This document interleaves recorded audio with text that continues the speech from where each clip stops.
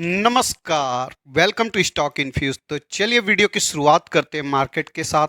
आज के दिन देखें तो मार्केट बिल्कुल फ्लैट था और मार्केट को देखें तो ये धीरे धीरे करके 19,500 की तरफ जाने का प्रयास कर रहा है, जैसा कि हमने डिस्कस किया था।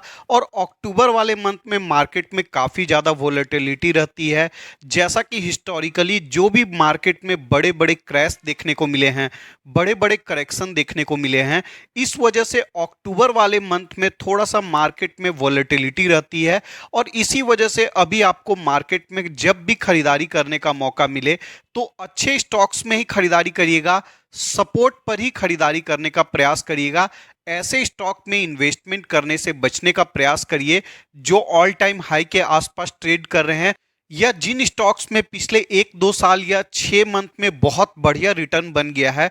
ऐसे स्टॉक में कूद कर इन्वेस्टमेंट मत करने का प्रयास करिएगा, आप हमेशा लॉस में रहेंगे। क्योंकि अगर आप ऑल टाइम हाई के पास स्टॉक लेंगे तो वहां से स्टॉक में करेक्शन होने का चांसेस बहुत ज़्यादा होता है। चलिए वीडियो में आगे बढ़ते हैं और हम लोग एक बहुत ही इंपॉर्टेंट स्टॉक को डिस्कस करते हैं, बर्जर पेंट। आज के दिन देखें तो स्टॉक में 8.5% की गिरावट देखने को मिल रही है। इससे पहले अगर 5 दिन का रिटर्न देखें तो आप देखिए, एक दिन में स्टॉक बहुत ज़्यादा ऊपर गया था और 750 को भी स्टॉक क्रॉस कर गया था। अपने ऑल टाइम हाई के आसपास जाने के बाद स्टॉक में आज बड़ी गिरावट देखने को मिली है। इसका रीजन है 23 सितंबर बोनस का एक्स डेट था, और जब भी बोनस का अनाउंसमेंट होता है ट्रेडर एक्टिवेट हो जाते हैं, वॉल्यूम बहुत ज़्यादा हाई हो जाता है और इसी वजह से स्टॉक में बहुत ज़्यादा तेज़ी देखने को मिलती है। और जो भी ट्रेडर होते हैं वो अपना प्रॉफिट भी बुक करते हैं, और प्रॉफिट बुक करने की वजह से ही आज के दिन स्टॉक में गिरावट देखने को मिली है। आप देख सकते हैं वॉल्यूम 60% डाउन हो चुका है और इसी वजह से स्टॉक में गिरावट देखने को मिली है। मैंने हमेशा बोला है, कभी भी आपको किसी स्टॉक में इन्वेस्टमेंट करना है तो आप तभी बाय करिए जब आपको इन्वेस्टमेंट करना हो। अगर आप बोनस का न्यूज़ सुनकर, स्प्लिट का न्यूज़ सुनकर, डिविडेंड का न्यूज़ सुनकर या फिर बायबैक की न्यूज़ सुनकर इन्वेस्टमेंट करते हैं तो हमेशा आप गलत डिसीजन लेने की संभावना में रहेंगे। और इसी वजह से जिन्होंने बोनस का न्यूज़ सुनकर इन्वेस्टमेंट किया होगा वो अभी फंस गए होंगे। लेकिन जिन्होंने लो लेवल पर बाइंग किया है, मैंने इस स्टॉक को कई बार डिस्कस किया था 550 के लेवल के ऊपर, कंपनी इन्वेस्टमेंट करने के लिए काफ़ी अच्छी है, तो उनको अभी भी प्रॉफिट हो रहा होगा। अगर कंपनी के फंडामेंटल्स को देखने जाएंगे तो फंडामेंटली स्ट्रांग कंपनी है, ज़्यादा बताने की ज़रूरत नहीं है। प्राइस टू अर्निंग रेशियो देखेंगे 74 का है, और पैग रेशियो के हिसाब से देखेंगे तो कंपनी अभी बहुत महंगी नजर आएगी। क्योंकि पिछले कुछ साल में देखें तो कंपनी का प्रॉफिट का ग्रोथ थोड़ा सा कम हो गया है। चलिए हम लोग एक बार प्रॉफिट का ग्रोथ देखते हैं। 10 ईयर का प्रॉफिट का ग्रोथ देखिए 15% का है, 5 ईयर का 14% का है, और 3 ईयर का मात्र 10% का प्रॉफिट का ग्रोथ है। और प्रॉफिट का ग्रोथ गिर गया है और इसी वजह से पिछले 2-3 साल से स्टॉक कुछ खास परफॉर्म नहीं कर रहा है। सेल्स का ग्रोथ अच्छा नजर आता है, 1 साल में सेल्स का ग्रोथ थोड़ा सा घटा है। अगर सीएजीआर रिटर्न देखने जाएंगे तो कंपनी ने कंसिस्टेंट बेसिस में पिछले 10-15 साल में काफ़ी बड़ा रिटर्न बनाकर दिया है। आप देख सकते हैं, बहुत बड़ा मल्टी बैगर रिटर्न नहीं बोलेंगे, लेकिन अगर आप 10 साल तक स्टॉक को होल्ड करते हैं तो स्टॉक आपको ऑलमोस्ट 10 गुना रिटर्न बनाकर दे सकता है। सबसे पहले हम लोग एक बार शेयर होल्डिंग पैटर्न को देखते हैं।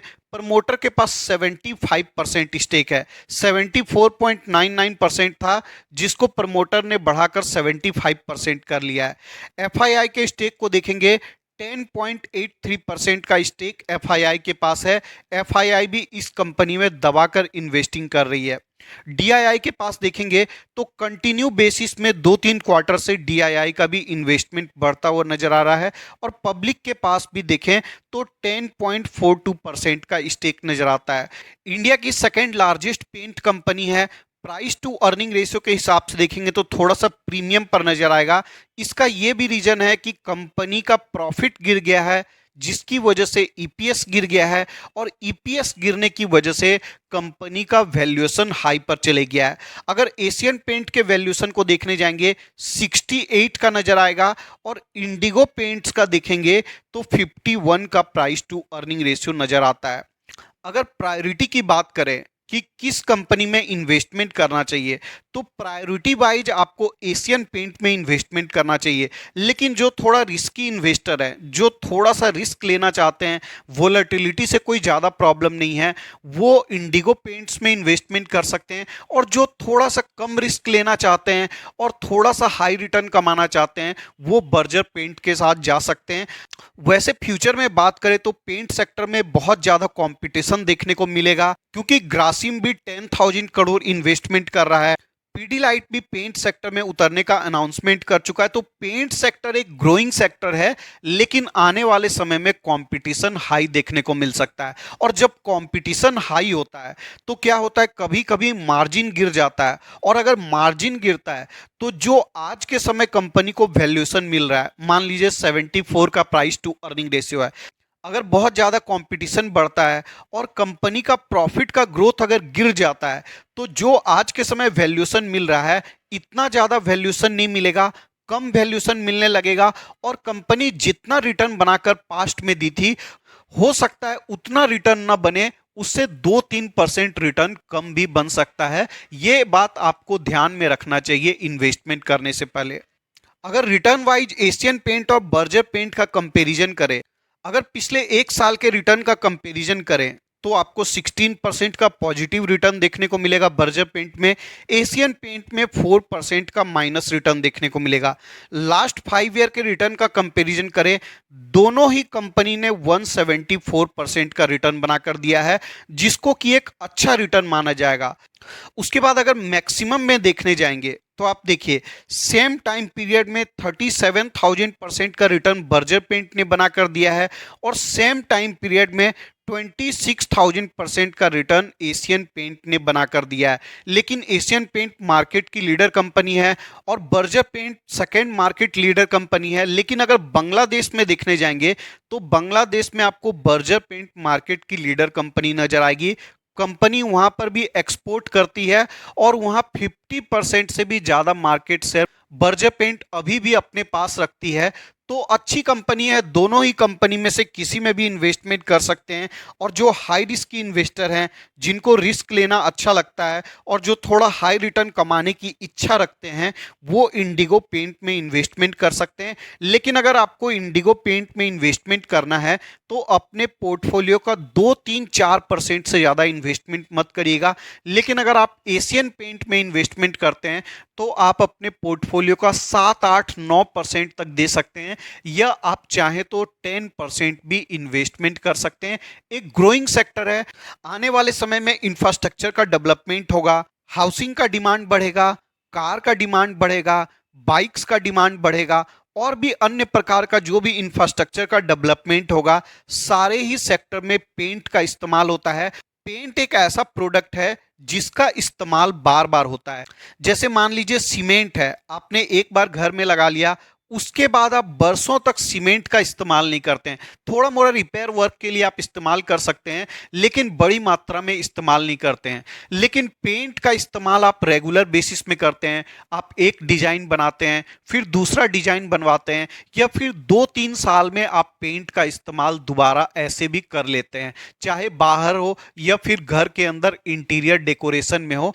पेंट का इस्तेमाल रिकरिंग बेसिस में होता रहता है, इसलिए पेंट सेक्टर को वैल्यूएशन भी अच्छा मिलता है, और आने वाले समय में भी पेंट सेक्टर को अच्छा वैल्यूएशन मिलता रहेगा। तो जिनके पास भी बर्जर पेंट का स्टॉक है, घबराने वाली कोई बात नहीं है। डेफिनेटली आप बिंदास होकर स्टॉक को होल्ड कर सकते हैं। लॉन्ग टर्म में कंपनी आपको अच्छा रिटर्न प्रोवाइड कर देगी। अगर इन्वेस्टमेंट की स्ट्रेटजी की बात करें तो करेंट मार्केट प्राइस पर इन्वेस्टमेंट करने के लिए कंपनी अच्छी नजर आ रही है। 600 रुपीज पर आप इन्वेस्टमेंट कर सकते हैं।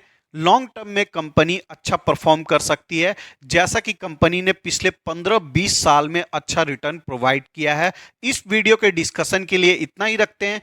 वीडियो पसंद आया तो लाइक कर दीजिएगा। रेगुलर बेसिस में अपडेट्स के लिए चैनल को सब्सक्राइब कर सकते हैं।